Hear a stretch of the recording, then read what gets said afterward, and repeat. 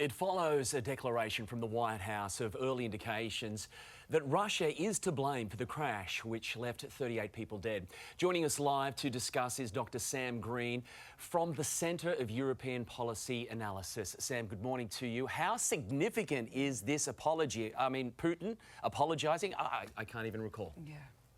It has been a rare occurrence indeed, but I think that, look, he probably didn't have much choice. I think that the evidence was pretty clear. We saw military bloggers and other observers and experts who were commenting on what they could see in the pictures coming out of Kazakhstan. We saw the Azeri authorities reporting that they thought this is what had happened. As you mentioned, we've seen the Americans and others come in on this. And so early versions that we had seen out of Moscow that this might be a bird strike or some kind of a technical fault just really didn't hold a lot of water. So I think Putin, found that he was chasing the news here rather than being in his usual position of being able to set the narrative.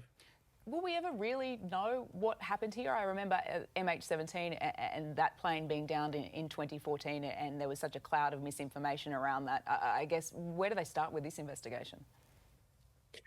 Well, I think Putin has said, and then the Russians have said there will be teams on the ground, both in Russia, where this anti-aircraft fire, if that's indeed what happened, came from, and in Kazakhstan, looking at the wreckage of the aircraft. Of course, miraculously there are survivors who will also be able to give statements about what they experience. But again, I think there doesn't seem to be a lot of doubt here. The question is whether or not Russia is going to be able to pin the blame for this in some way on Ukraine. We've already seen the Kremlin say that it would have amounted to an act of terrorism, simply the fact that Ukrainian drones were operating in Russian civilian airspace and thus requiring that Russia have its anti-aircraft services operational. I think that's a statement that the Ukrainians themselves and most Europeans and others around the world would find to be quite ironic, but it's the story that the Kremlin seems to be sticking to for the moment. Yeah.